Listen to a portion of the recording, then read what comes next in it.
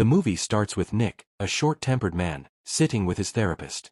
Nick had recently lost his job after hitting his boss in a fit of rage.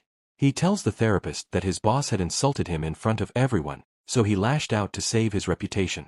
The therapist explains that it's okay to be angry, but he needs to vent that anger in a constructive way. He tells Nick to take a bat and vent his fury on a punching bag. Nick initially finds this idea childish, but as soon as he picks up the bat and hits the bag, his anger slowly dissipates, and he feels very light. Later, Nick returns to his new job, where the manager convinces him to cover another shift. Might have doubles next week, too. Thing. Nick agrees and proudly shows the manager a diamond ring that he bought to propose to his girlfriend, Mel. The manager is happy for him. You big shot. When Nick gets home, he tells his father, who is watching TV, about his plans, but his father's reaction is cold.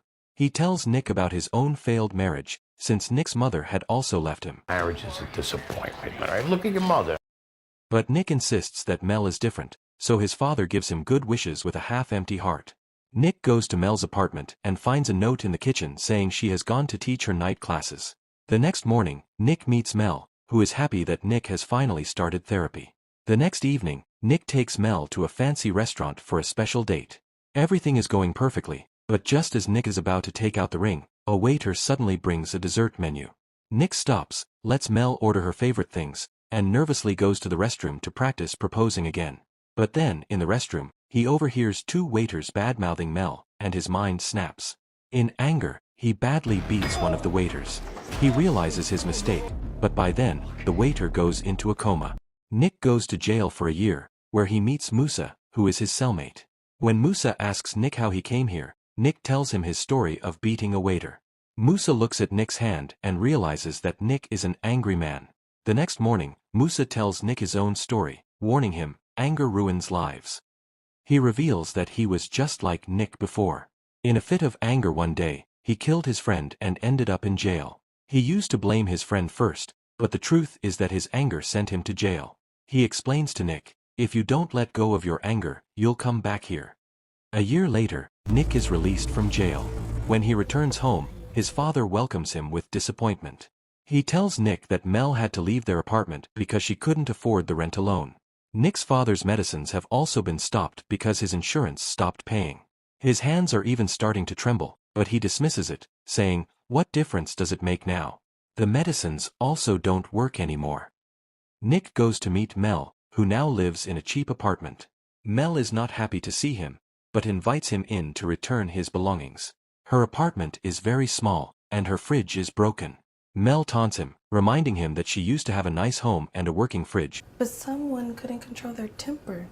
As Nick is talking to Mel, Mel's landlord, Chester, enters the house. There appears to be a special relationship between Chester and Mel, and Chester has heard about Nick from her. Chester tells Mel that her new fridge will arrive today. But I did get you some of those organic vegetables you like. Chester is a single father raising his daughter all on his own. Nick finds Chester's closeness to Mel suspicious. As soon as Chester leaves, Mel reassures Nick that Chester is just a friend, and there is nothing more between them. Mel explains that after Nick went to jail, she used to talk to Chester sometimes in solitude. Nick begs her to restart their relationship, but Mel refuses, unwilling to give their relationship another chance. Nick holds onto hope and goes to his old job, thinking he might get rehired. But the manager clearly refuses. Listen, I'm sorry. I got nothing for you. He says that after Nick's arrest, other employees had to fill his double shifts. Furthermore, the company has a strict policy against hiring an ex-convict. Out of helplessness, Nick is assigned a parole officer, and it turns out to be Chester. Nick gets even more upset when he learns that Chester knows Mel is suffering from an eating disorder. He didn't know Mel had an eating disorder.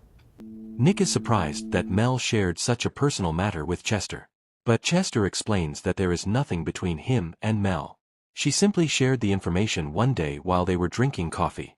When things get a little personal, Chester tells him that his wife has passed away, and now only his daughter, Jasmine, is left in his life.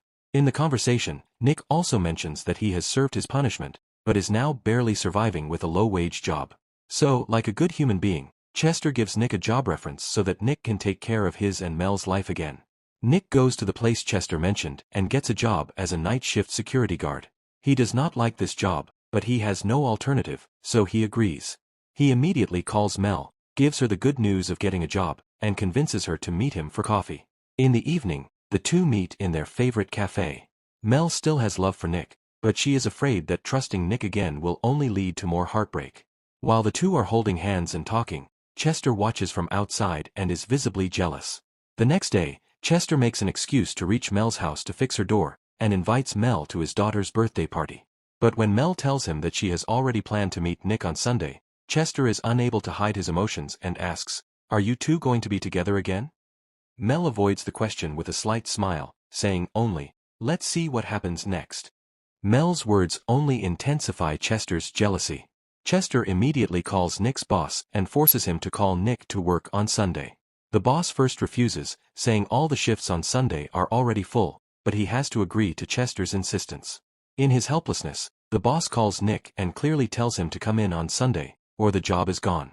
Nick calls Mel and explains the situation. Mel calms down and says, "Okay, we will meet again.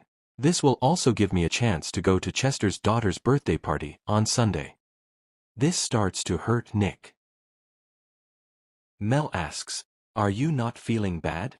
But Nick hides his real feelings and hangs up the phone.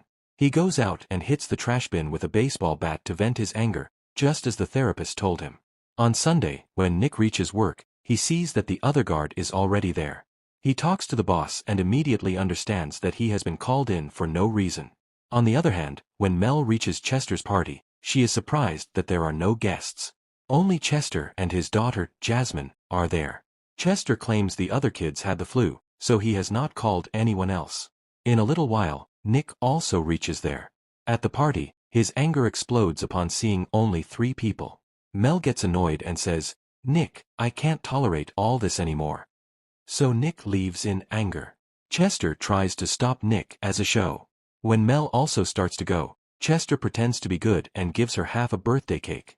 After the party, Chester drops Jasmine off at her real mother's house. Before leaving, he threatens to take the mother's money. It becomes clear that Chester is also a parole officer for that woman and is misusing his power. Meanwhile, Mel's eating disorder is triggered again, and she starts vomiting. Back at home, Chester secretly watches Mel's deterioration via a hidden camera. The next day, when Nick is in front of Chester's house, he notices that Chester has no daughter. He starts following Chester. Chester drives off at once and, in anger, brutally beats a gambler who has not repaid Chester's debt. That same night, Mel calls Nick, crying that her eating disorder has been triggered and she is unable to cope. She confesses that she thought everything was fine, but Nick's return has messed up her life again. Nick apologizes to her. Mel asks Nick to join her eating disorder support group. Nick now understands that his mother leaving his father wasn't entirely his father's fault. Sometimes, situations become like this. He forgives his father as well. After the support meeting, Nick drops Mel off at her house, where she asks him to stay the night, and Nick agrees. But the next morning, Nick gets a message from Chester calling him to the office on the pretext of an urgent meeting. When Nick arrives at the office, Chester plainly tells him he must stay away from Mel. He also threatens Nick, saying, "I have the key to your payroll." Nick angrily retorts, "I know the truth, you don't have a daughter." He also shows Chester a video of Chester beating the gambler.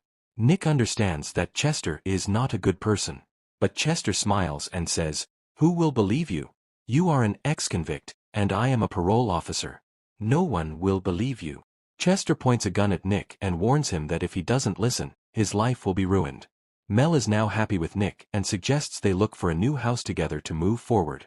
Although Nick still has Chester's threat in his mind, he listens to Mel and goes to see a new house with her. But as soon as they leave, Chester quietly enters Mel's house and breaks the water pipe. When Nick and Mel return, Chester is already there, cleaning the house, and offers Mel to stay in his guest room until the pipe is repaired. Mel refuses, saying she will go with Nick to Nick's father's house. This infuriates Chester. Chester now grabs Nick's boss and forces him to hurt himself so that he can falsely accuse Nick of attacking his boss again. The police arrest Nick. Nick tries to explain to Mel that this is all Chester's plan, but Mel breaks down. She feels that Nick has not changed yet. Then Chester calls her again and offers her a place in his guest room. Feeling helpless, Mel agrees and goes to stay with Chester. Chester once again goes to Jasmine's mother to pick her up. But Jasmine's mother refuses to send her daughter with Chester for an extended period and refuses to support Chester in the future. Enraged, Chester mercilessly kills her and forcibly brings Jasmine home with him. Jasmine tells Mel, who is crying, the terrible truth. Chester has killed her mother. Mel immediately understands that Chester's entire story about his daughter was a big lie. She immediately tries to run away with Jasmine, but Chester catches them and ties them up. Meanwhile, Nick's father releases Nick on bail. Nick immediately realizes that Mel is in danger. He looks everywhere for Mel and Jasmine. He calls Chester and threatens him, demanding to release Mel. Chester does not agree. Nick and his father get a chance to go to Chester's house, where Nick finally finds a hidden location nearby where Chester is keeping them. Somehow, he reaches inside with the help of his father. He releases Jasmine and sends her with his father. But before he could release Mel, Chester returns. Nick secretly attacks Chester, and a deadly fight begins between the two. In the end, Nick manages to overpower Chester, trapping him by stabbing him in the eyes with a screwdriver. After this, they call the police and tell the whole story. A few days later, Nick's parole is removed. Nick and Mel adopt Jasmine and, together with Nick's father, they live like a family. One day, when they are buying tickets outside the stadium, a man bumps into Nick's father's shoulder and starts shouting at him. Mel is afraid Nick might get angry again. But Nick remains calm, shocking everyone, and solves the situation peacefully. Mel breathes a sigh of relief, knowing that Nick has truly changed. With this, the movie ends here. Hope you liked the story. If you liked the story, please subscribe to the channel. Thank you.